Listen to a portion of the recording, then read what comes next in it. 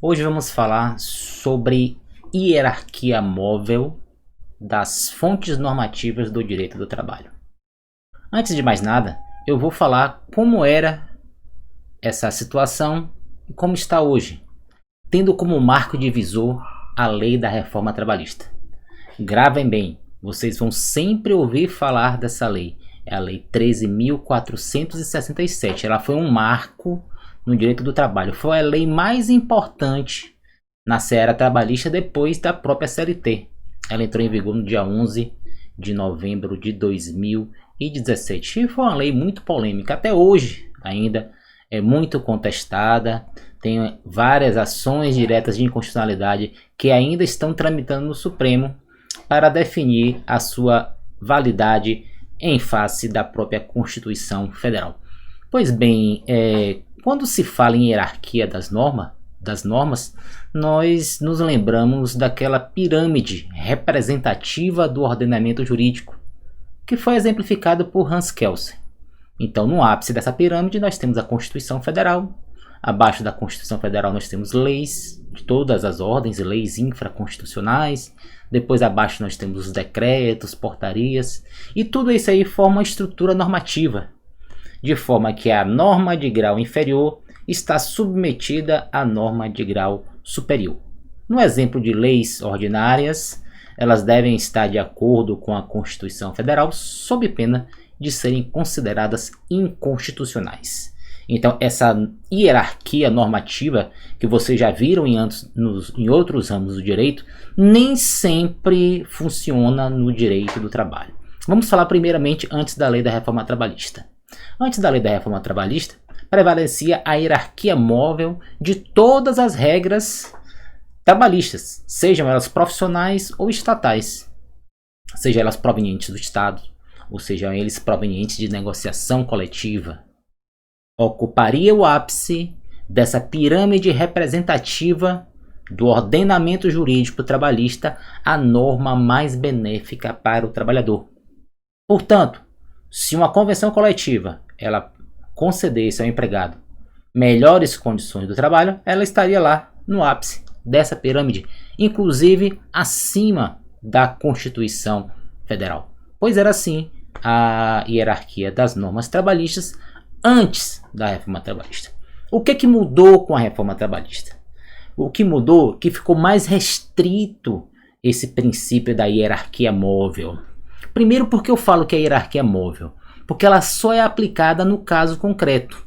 Se você analisa abstratamente, claro, está lá a Constituição Federal em primeiro lugar, depois estão as regras, as normas, as leis ordinárias, complementares, medidas provisórias, depois os decretos, depois as convenções coletivas.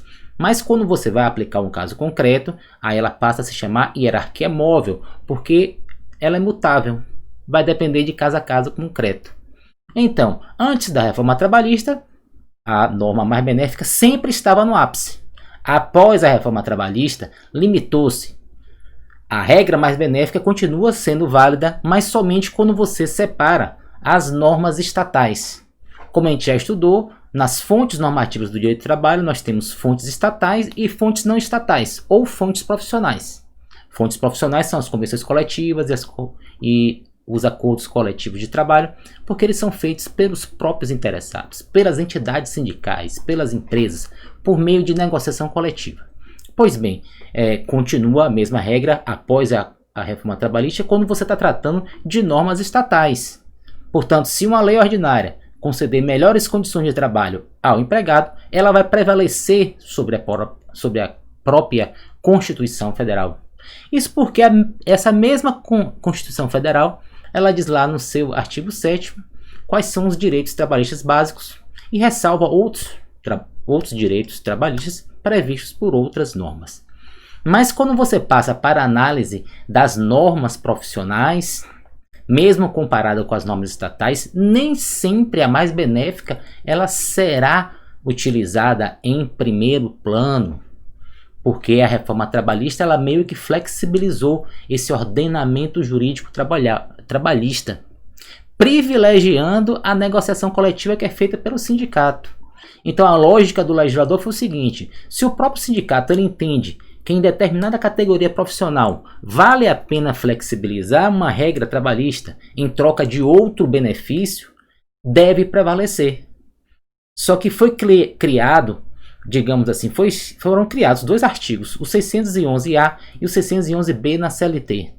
O 611-B, ele diz o seguinte, ó, isso aqui não pode ser negociado pelas convenções coletivas.